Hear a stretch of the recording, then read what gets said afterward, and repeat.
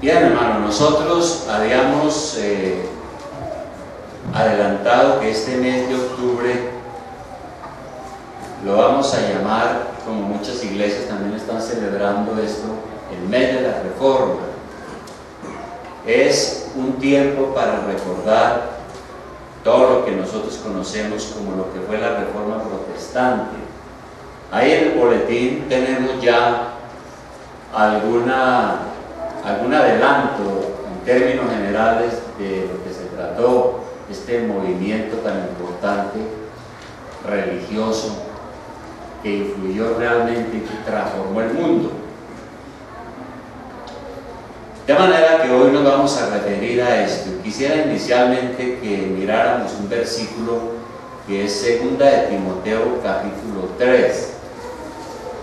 2 de Timoteo capítulo 3, versículo 15.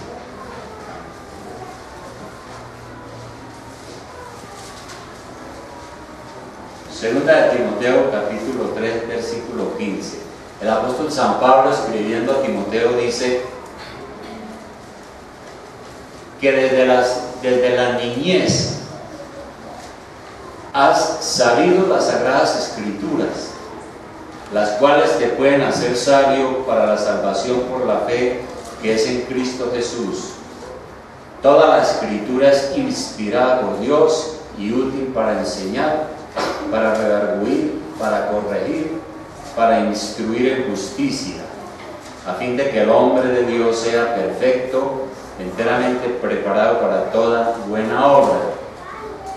Claro, el hombre de Dios, aquí está diciendo Pablo a Timoteo, porque usted es un hombre de Dios, usted es un pastor. Pero esos versículos tienen aplicación para todo cristiano.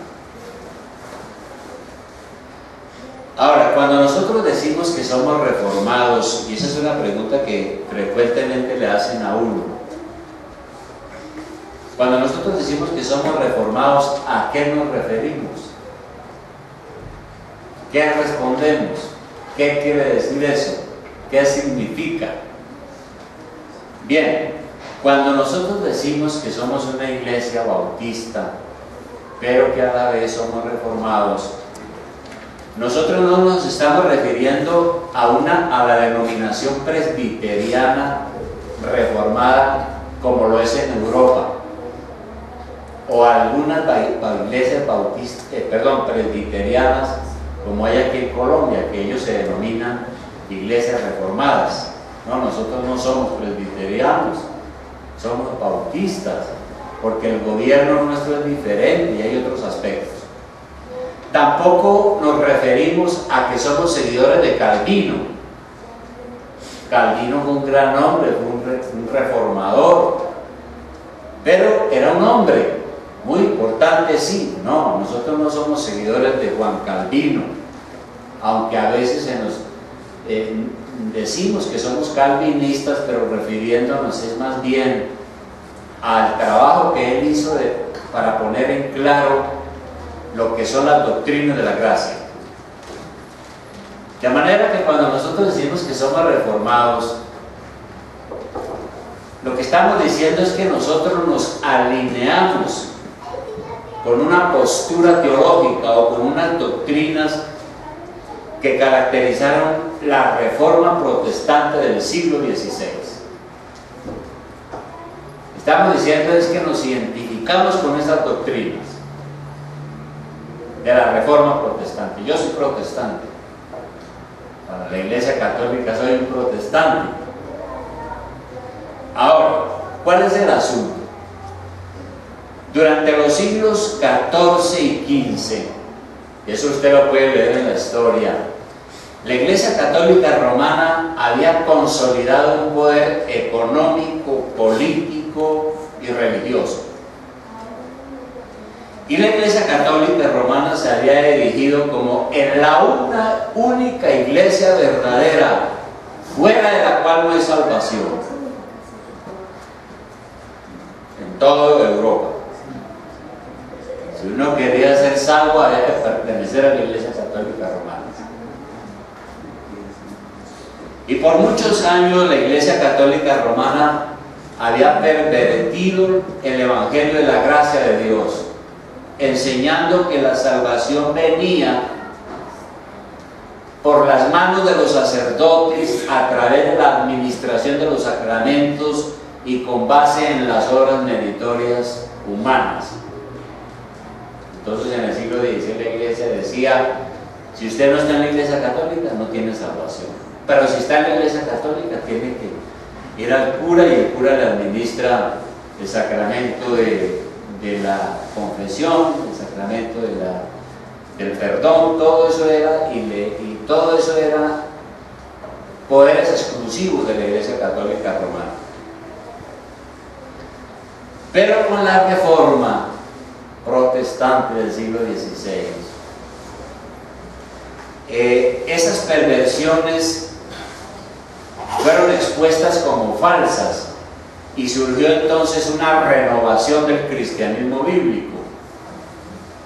Ese avivamiento religioso que se dio, estamos ya a 500 años de sucedido, se esparció por toda Europa y generó una revolución religiosa y hasta política como consecuencia. De manera que la Reforma acuñó un lema interesante que nosotros lo enseñamos permanentemente. Acuñó el siguiente lema: nosotros los cristianos que no estamos bajo la sombrilla de Roma, nosotros creemos en la sola Escritura, la sola fe en Jesucristo, la sola gracia y solo Jesucristo, y a Dios es la gloria. A esas doctrinas la llaman a veces las solas. Y hoy yo quiero hablar entonces de la primera, de la sola Escritura. Los reformadores protestaron, por eso se llaman protestantes. Los cristianos protestaron y dijeron: nosotros vamos a creer en la sola Escritura. ¿Qué significa decir que nosotros aceptamos la sola Escritura? En primer lugar, significa que para nosotros la Biblia es la norma de fe y práctica. La norma de fe y de práctica. Es decir, es la autoridad para mi vida, en lo que creo y cómo vivo. Ahora, ¿cuántas fuentes de revelación tenemos? Esto tenemos que aclararlo. Por eso cada año estamos tocando estos temas. ¿Cuántas fuentes de revelación tenemos? Una fuente pues es el origen a donde uno va a buscar las cosas que necesita. ¿Cuántas fuentes de revelación tenemos? Es decir, ¿cuántos orígenes tenemos nosotros para creer en lo que creemos? Nosotros sabemos que la única fuente de revelación es la sola Escritura. No hay nada más en el mundo. Si uno quiere saber quién es Dios, cómo es Dios, qué ha hecho Dios, cómo yo puedo obtener la salvación, tengo que ir a la única fuente que hay en el mundo: la Escritura, la Biblia. Pero resulta que entre los años 1545 y 1563, después de la Reforma, la Iglesia Católica organizó un concilio que duró 18 años. Y ese concilio lo organizó un papa y buscaba estudiar con los obispos todo lo que pensaban los protestantes y empezar a definir algunas doctrinas y sacar algunos dogmas de obligatorio cumplimiento y obligatoria creencia. Ese concilio se llamó el Concilio de Trento, y algunos dicen que ese concilio fue para contrarrestar la Reforma, para no dejar que avance. Entonces, ese concilio de Trento dijo lo siguiente, ya después de estudiar todas las cosas, el Papa y los obispos sacaron la siguiente declaración: la Biblia no es suficiente como fuente de revelación. Tenemos dos fuentes de revelación: la Biblia, claro que sí, pero también la tradición. Para la Iglesia Católica esas son las dos fuentes, la Biblia y la tradición. Para nosotros es únicamente la Biblia, sola Escritura. Ahora, ¿qué es la tradición? ¿A qué se refería la Iglesia Católica con la tradición?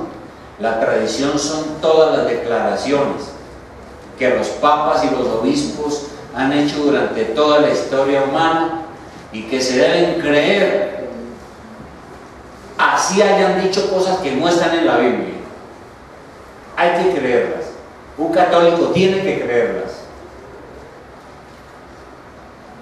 ¿Y qué pasó con eso? Que al decir que para uno conocer la verdad la Biblia no es suficiente, sino que uno también tiene que revisar toda la historia de la Iglesia Católica y mirar a ver qué es lo que han hecho los papas y los obispos durante tantos años. Entonces la palabra de Dios, la Escritura, quedó igualada a la palabra de los hombres. Pero algo más grave, en ese concilio de Trento, la Iglesia Católica también hizo otra declaración. Dijo que la única Biblia verdadera era una Biblia que se conocía como la Vulgata Latina. Era la única Biblia verdadera. De manera que la Biblia de los protestantes, la que había traducido Lutero y todas esas Biblias, no tenían valor. Pero algo más, la Iglesia Católica se arrogó el poder exclusivo de interpretar la Biblia. Si alguien quería saber algo sobre la Biblia, tenía que ir al sacerdote o a los obispos. Ellos tenían la última palabra. Usted no puede leer la Biblia por sí mismo. Tienen que buscar a los sacerdotes o a los obispos para que le expliquen qué es lo que dice ahí. De manera que los reformadores dijeron: no, eso no es así. Sencillamente porque lo que están diciendo con esa tradición no está en la Biblia.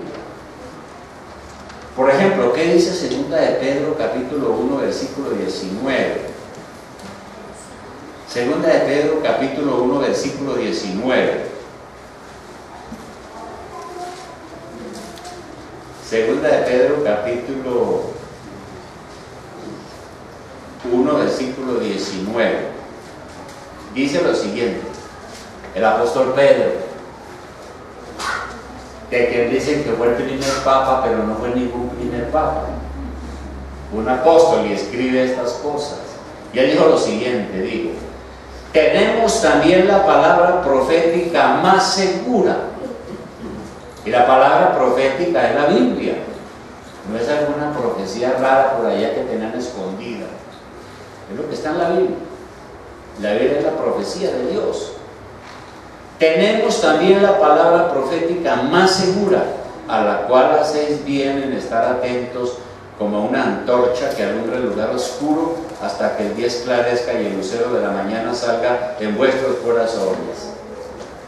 Entendiendo primero esto, que ninguna profecía de la Escritura es de interpretación privada. Es decir, nadie puede leer la Biblia y decir, el Papa no puede decir que él es el único que tiene la interpretación privada, ni los obispos. Y dice el 21, porque nunca la profecía fue traída por voluntad humana, sino que los santos hombres de Dios hablaron siendo inspirados por el Espíritu Santo. Fue el Espíritu Santo el que los inspiró para escribir la Biblia, lo que Dios quiere que nosotros creamos. Entonces, ni en la Iglesia Católica, ni ninguna otra iglesia, ni el Papa, ni los concilios, ni la tradición reemplaza la autoridad máxima de la palabra de Dios. Para nosotros la sola Escritura es la autoridad,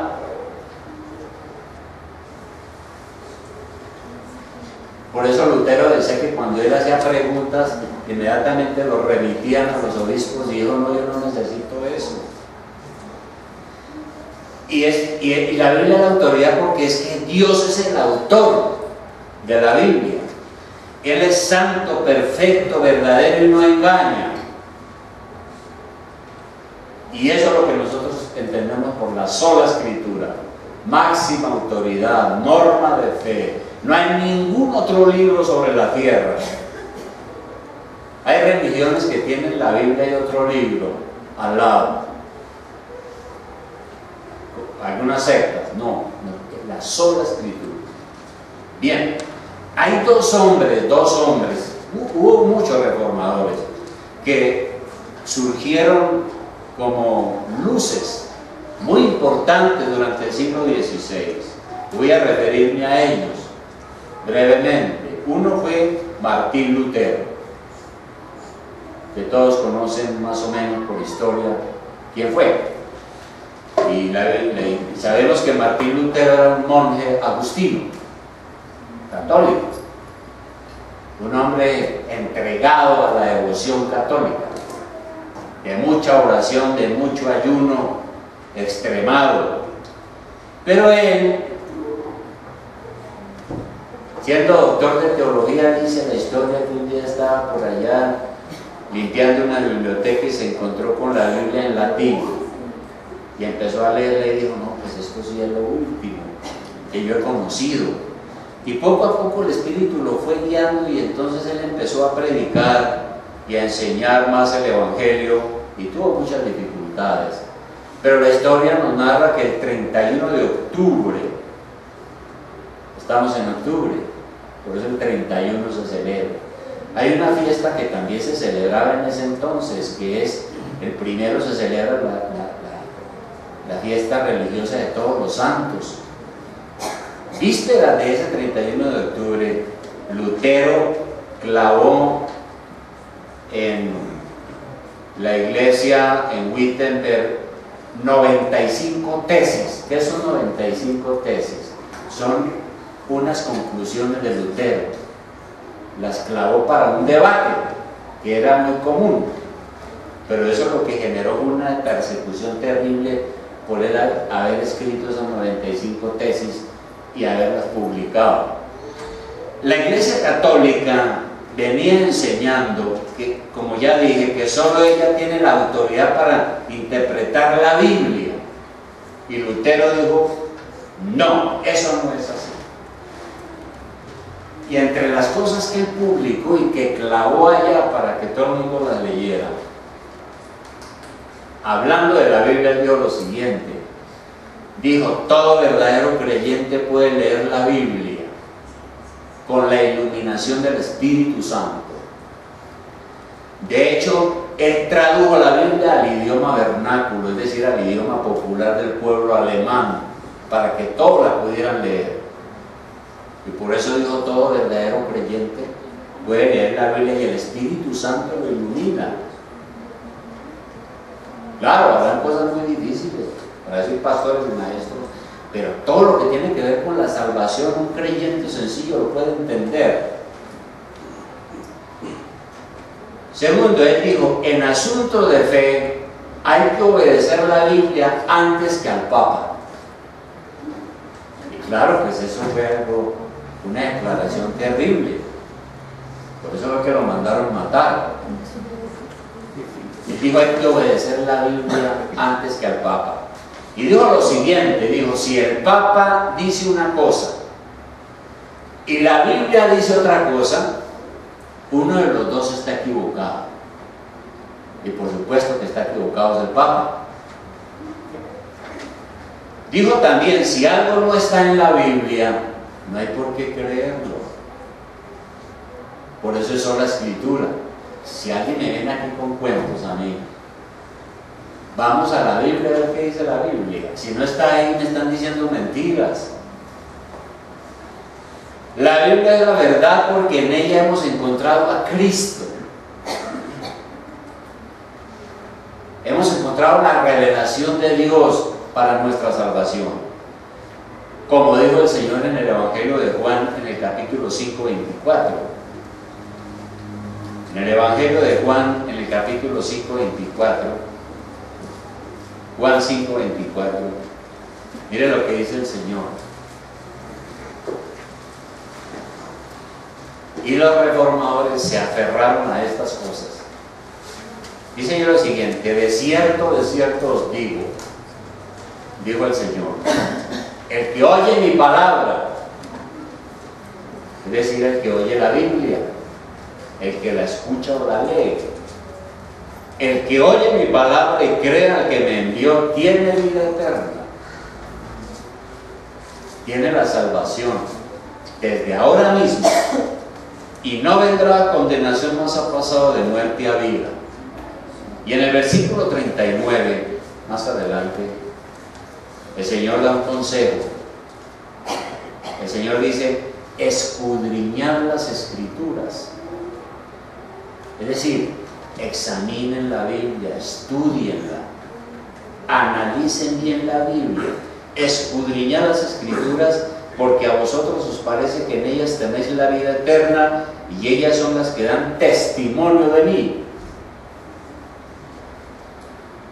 Y por eso decimos que, por la gracia de Dios, nosotros hemos encontrado la verdad en la palabra y hemos encontrado a Cristo. Bien, hay mucho que hablar de Lutero, eso da para un seminario de una semana.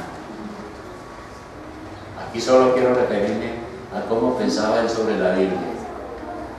Y hubo otro hombre que también descolló en la Reforma, que se conoce como Juan Calvino, francés. Era hijo de abogados y creo que él también estudió Derecho, pero se decidió por la teología. Se dice que fue uno de los grandes expositores y sistematizadores de las Escrituras, el más grande que el mundo ha tenido. Y en el año de 1536 él escribió un volumen, lo terminó, bastante grueso, que se conoce como Las instituciones de la religión cristiana.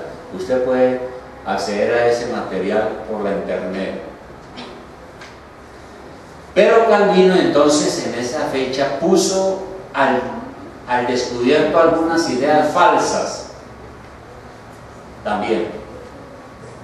Y quiero mencionar aquí 4. El libro es un volumen bastante, hay que leerlo, ojalá lo leamos.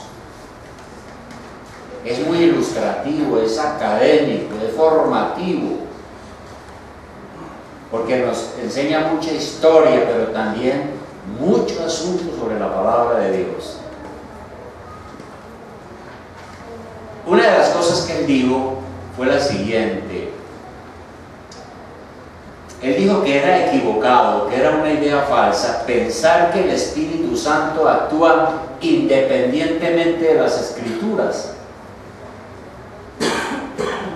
Él dijo: quienes piensan así son gente desatinada, de mal carácter y orgullosa, que se jacta de hablar en nombre del Espíritu Santo, despreciando las Escrituras.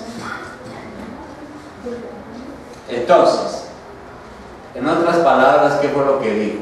Si la Biblia fue escrita por inspiración del Espíritu Santo, el Espíritu Santo no va a actuar sin tener en cuenta lo que él mismo escribió, porque es que el autor de la Biblia es el Espíritu Santo, y él no puede contradecirse a sí mismo. Él no puede darle a nadie una revelación o una visión contraria a lo que él mismo mandó que se escribiera. Entonces Dios quiso que su voluntad quedara escrita para las futuras generaciones, para que las generaciones futuras supieran quién es Dios. De manera que si nosotros no creemos en la Biblia, no creemos que la Biblia es la palabra de Dios, estamos perdidos, y entonces vamos a tener que acudir a los hechiceros para que ellos nos digan lo que hay que hacer en vez de acudir a la palabra de Dios. Y eso es muy triste. Por eso la gente que no conoce la Biblia tiene que acudir a los hechiceros, a los brujos, a los adivinos, a los santos y toda esa cantidad de ignorancia que tenemos hoy en día. Hace lo mismo que sucedió en tiempos de Isaías. Uno lee en Isaías capítulo 8, Isaías capítulo 8, versículo 19, lo siguiente. Isaías capítulo 8, 19.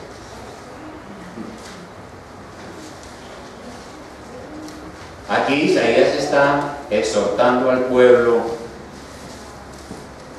por la idolatría, por el hecho de que la gente está buscando la verdad en otras fuentes, en otras cosas, y no en el Dios verdadero. Y dice Isaías, exhortando al pueblo: si os dijeren, preguntad a los encantadores y a los adivinos que susurran hablando, responded. ¿No consultará el pueblo a su Dios? ¿Consultará a los muertos por los vivos? Y eso es lo que está pasando hoy en día. La ignorancia lo lleva a uno a consultar no al Dios verdadero, sino a consultar a los muertos. Y nosotros sabemos que la Iglesia Católica Romana ha patrocinado y promovido toda esa superstición del culto a los muertos y de las oraciones a los muertos por los vivos. 20. Es una pregunta irónica, ¿no? Nosotros que conocemos a Dios, ¿vamos a ir a consultar a los brujos? ¿Vamos a ir a consultarle a los muertos? Pues claro que no. Y el versículo 20 dice: a la ley y al testimonio. La ley y hay que consultar en la ley y el testimonio. ¿Y qué es la ley y el testimonio? Es la Biblia. Si no dijeren conforme a esto, es porque no les ha amanecido. Cualquier creencia que haya por ahí que no tenga por autoridad la palabra de Dios, dice que el profeta está perdido, está ciego, ni siquiera le ha amanecido. Entonces, las Escrituras son las que nos ayudan a perfeccionarnos. Cuando leemos la Biblia, es Dios mismo hablándonos a nosotros. Cada vez que uno abre la Biblia, está en contacto directo con el Espíritu Santo, con Dios mismo, que nos habla a través de sus páginas. Esa es la primera cosa. El Espíritu Santo no actúa sin la Biblia, sin lo que Él mismo dejó escrito. Segunda cosa que dijo Calvino, o que aclaró: pensar que el Espíritu Santo da nuevas revelaciones que no están en las Escrituras.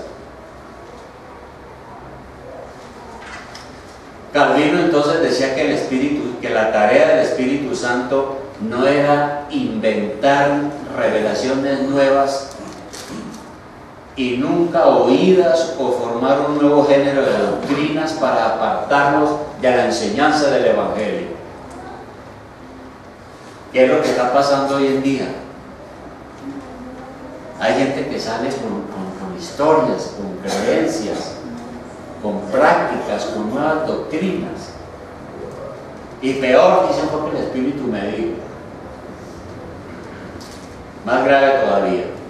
Pero Calvino dijo: el Espíritu Santo no todos los días está inventando nuevas doctrinas para transmitírselas a las personas. Y lo que él dijo ya está aquí completo. Y hoy se hace necesario entonces volver a decir eso que dijo Calvino hace 500 años. Porque hoy tenemos una proliferación de profetas falsos, apóstoles, que pretenden estar por encima de lo que dice el Nuevo Testamento. Y ellos dicen que tienen revelaciones nuevas. Y nosotros sabemos que aquí en la ciudad hay muchos, los pastores de las grandes iglesias. Aquí hay uno que dijo que una vez el Espíritu Santo o Jesucristo se le presentó, y Jesucristo le dijo: yo le voy a dar la clave para el crecimiento de la iglesia. y entonces le entregó el modelo del G12. Y el hombre el otro día dijo, anoche me habló Jesucristo. Y el Espíritu Santo me dijo que ahora vamos a hacer lo siguiente. Y sí le creció muchísimo. Y se enriqueció. Claro. Pero nosotros sabemos que fue el diablo. Porque el Espíritu Santo no da nuevas revelaciones.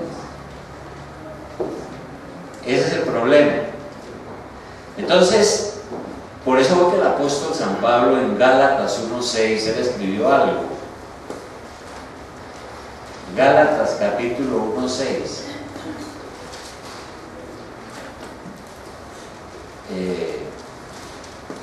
Sí, Gálatas 1:6. Mire lo que dijo el apóstol Pablo. Esto está vivo hoy. Está vivo esto que dice aquí. Dice el apóstol Pablo, le escribe a una iglesia que estaba funcionando bien, una iglesia que tenía una buena doctrina, que ya había entendido las doctrinas de la gracia, que estaba caminando bien, pero de repente empezó a cambiar y empezó a llegar gente con ideas raras. Entonces él escribe esta carta y le dice: estoy maravillado que tan pronto os hayáis alejado del que os llamó por la gracia de Cristo para seguir un evangelio diferente. No que haya otro, sino que hay algunos que os perturban y quieren pervertir el evangelio de Cristo. Es decir, a la iglesia se han metido algunos falsos pastores, falsos maestros, falsos profetas, con historias y cuentos, y estaban trastornando la iglesia. 8. Luego entonces él les dice: mas si aún nosotros, se pone el mismo al frente, o un ángel del cielo, si eso fuera posible, que viniera un ángel del cielo. Bueno, aquí hubo uno que se paró un día en los testimonios y dijo que era el ángel de Jehová. Pero bueno, dice: si aún nosotros o un ángel del cielo os anunciare otro evangelio diferente al que os hemos anunciado, sea maldito, o anatema, que es algo parecido. 9. Como antes hemos dicho, también ahora lo repito: si alguno os predica diferente evangelio del que habéis recibido, sea anatema, que es una palabra terrible. Entonces el propio apóstol Pablo advierte sobre eso. Fue muy claro. Y el apóstol Pablo tuvo grandes revelaciones y grandes cosas. La Biblia dice que él nunca andaba haciendo cruzadas como un evangelista diciendo: anoche vi, anoche aquello, anoche lo otro. Dijo cosas, pero porque lo obligaron. Él no usaba sus experiencias para convencer a otros, porque para él era más importante la escritura. Tercera cosa de esto que dijo este reformador Calvino: él dijo que había un error grave, y es pensar que la letra mata. ¿Qué es eso de que la letra mata? Resulta que hay algunos cristianos en las iglesias que son muy dados al misticismo, a ser místicos.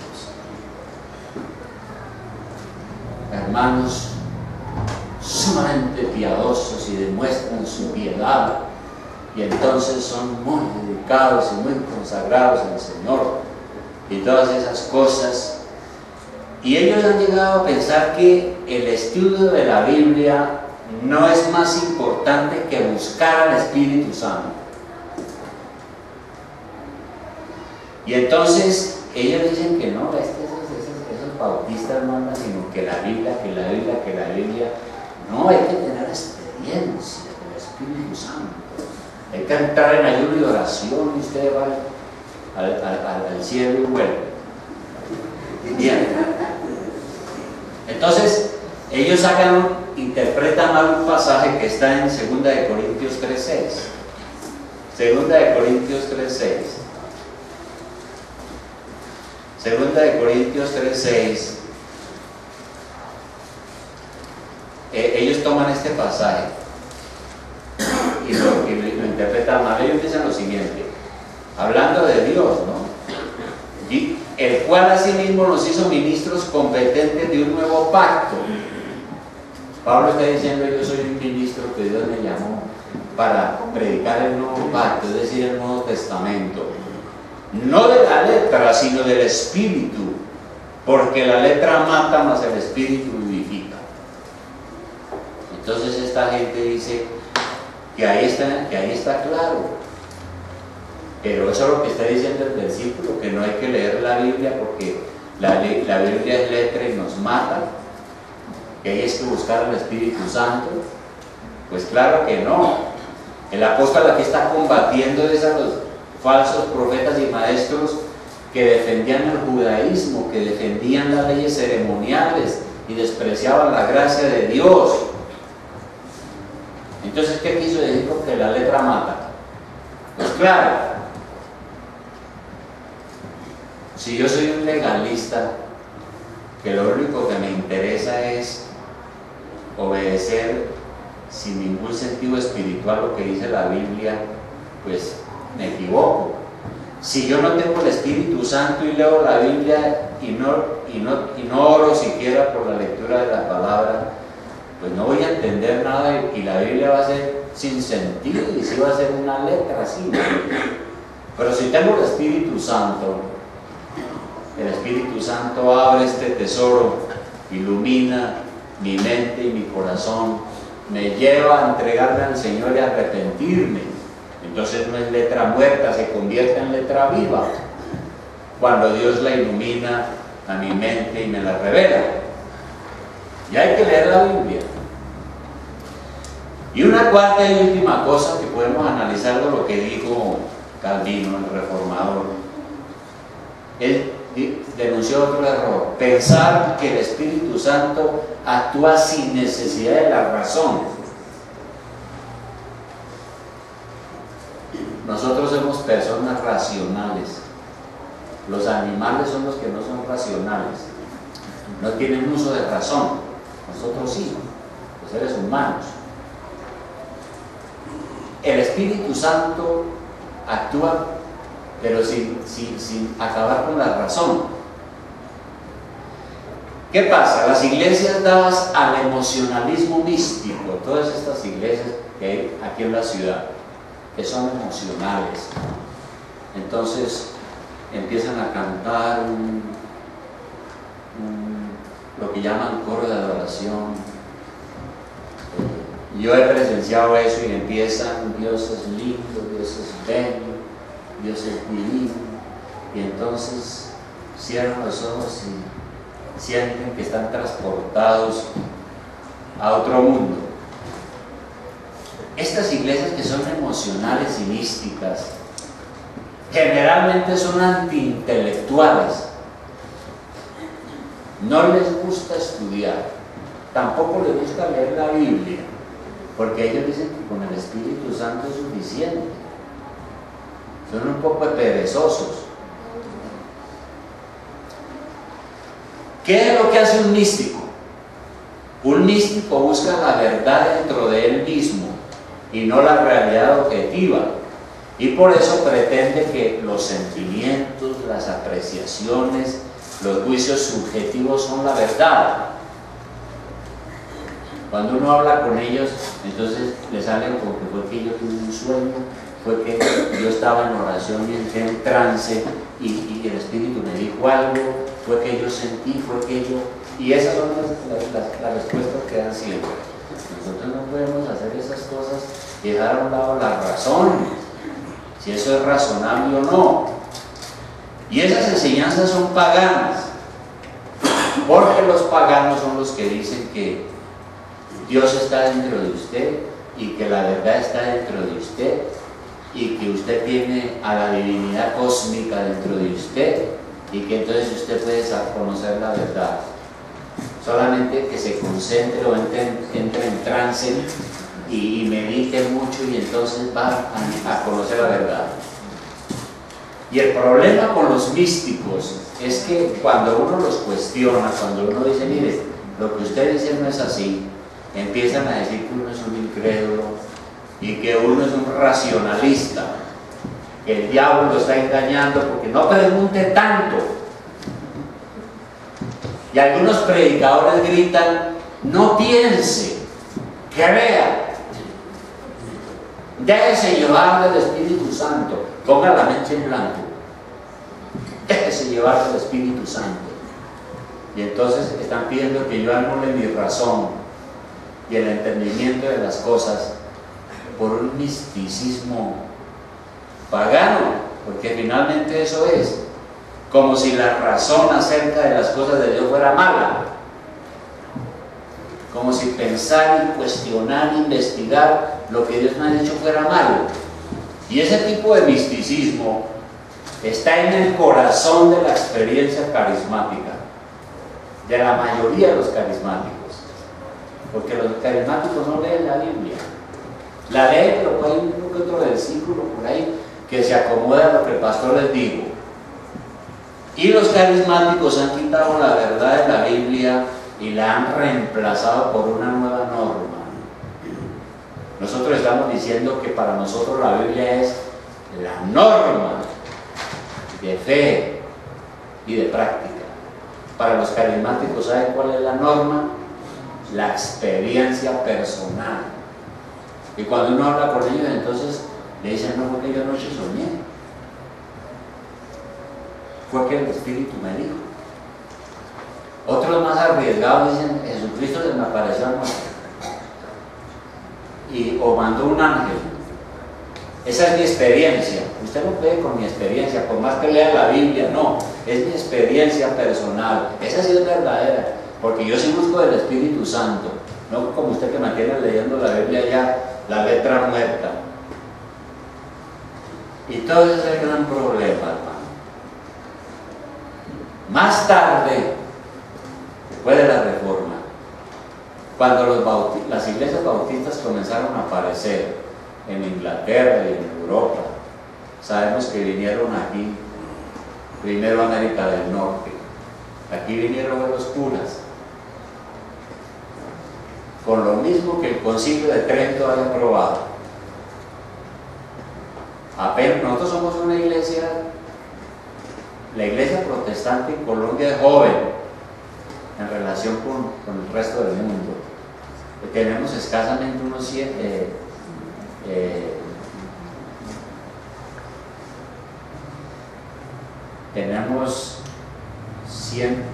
años largos. Pero cuando empezaron a aparecer las iglesias bautistas y empezaron a asociarse, ellos sacaron la siguiente declaración. Esto es algo que cualquier bautista en el mundo cree. Bueno, creía, porque ahora se están volviendo carismáticos. Pero sacaron la siguiente declaración: las Santas Escrituras son la única regla suficiente, segura e infalible de todo conocimiento, fe y obediencia salvadoras. En ruso, en alemán, en chino, en japonés, en todos los idiomas del mundo hay esa declaración. En cualquier iglesia bautista. Nosotros nos quedamos con la sola Escritura. Conclusión. Resumiendo, el Espíritu Santo no actúa en contravía de lo que dice la Biblia. Si yo me encuentro con un carismático que me dice: yo soy un profeta, hace unos días me llamó alguien y me dijo: mira, habla el apóstol fulano de tal. Y le dije: mire, ¿sabe cuál es el problema? Que es que yo no creo en los apóstoles y ahora creo en los 12. Y dijo: ustedes también están con eso. Le dije: sí, hermano, acaba de llamar a la iglesia bautista, hermano. Entonces, el Espíritu Santo no actúa en contra de lo que dice la Biblia. ¿Quiere usted que el Espíritu Santo le hable a su corazón? Vaya a la Escritura. No necesita ayunar 40 días, ni orar muchas horas, no necesita ayunar, vaya a la Escritura. Todo lo que Dios quiere que el mundo sepa acerca de Él, ya lo dijo Jesucristo. Y eso ha quedado consignado aquí en la Biblia. La Biblia es un libro finalizado que no se le puede añadir nada más. Apocalipsis dice que el que le añada a esas palabras, Dios le añadirá las plagas que están escritas ahí también. La Biblia es perjudicial, pero para el que no se quiera arrepentir de sus pecados. Porque la palabra de Dios lo condena. Eso sí, el que no se quiera arrepentir no le gusta la Biblia. Porque la Biblia lo pone al descubierto y le dice que es un hipócrita, pecador y que tiene que pedirle perdón a Dios y rendirse a Él. Pero si quiere hacer eso, la Biblia le va a gustar. Hay personas que creen más en sus sueños, en sus imaginaciones, en sus corazonadas, en sus sentimientos. Nosotros no podemos basar nuestra fe en nuestras experiencias personales, sino en lo que está escrito.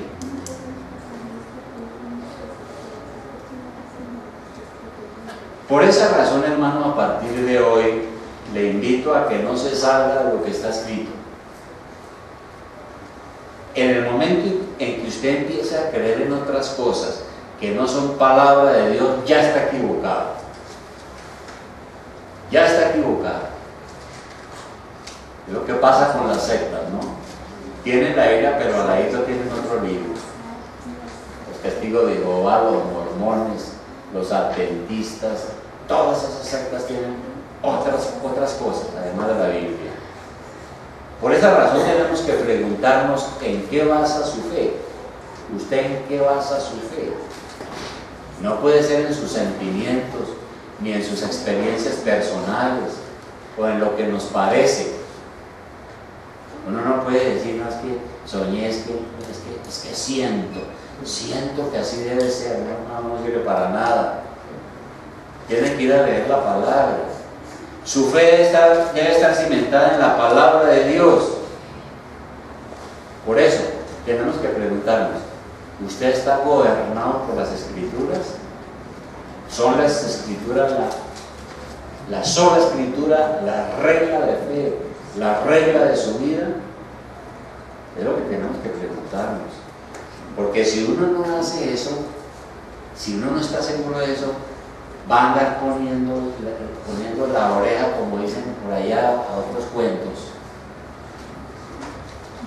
¿Sí? De la radio, de la televisión, de otro por allá, uno está diciendo no sé qué cosas, porque usted no está conociendo la palabra de Dios como es. La Biblia gobierna su vida. Vamos a orar.